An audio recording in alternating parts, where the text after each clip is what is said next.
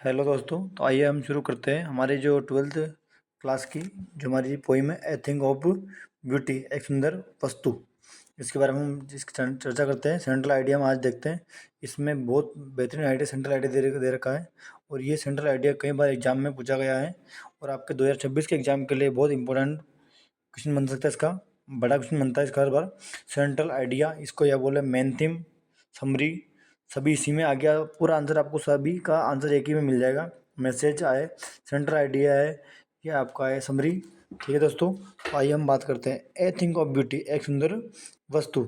The poem a thing of beauty is written by John Keats. तो जिसको किसने लिखा है, इस कविता के जो पोइट है, इसको जो पब्लिश किया है वो कौन है?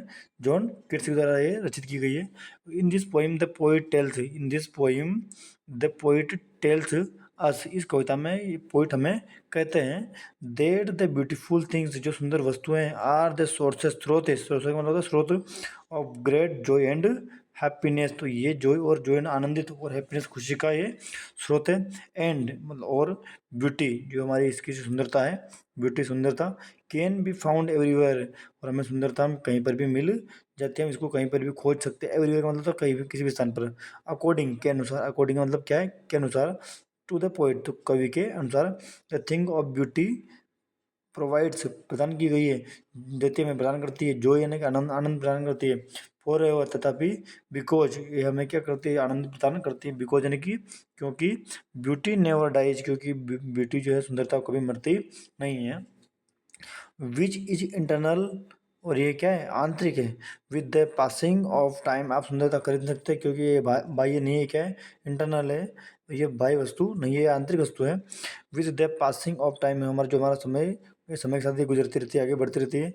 ए थिंग ऑफ ब्यूटी, एक सुंदर वस्तु, बिकॉम मूव जॉयफुल, ये हमें आनंद प्रदान करती है। क्रिएशन, क्योंकि बोलो क्योंकि क्या है?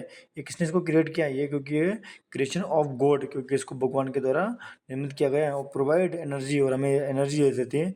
एंड हैप्पीनेस, हमें ये ऊर्जा और हैप्पीनेस इसे हमें प्रदान करती है। And make us feel happy, और ये हमेशा हमें क्या कर बनाए रखती है? हमेशा ये हमें हैप्पी बनाए रखती है।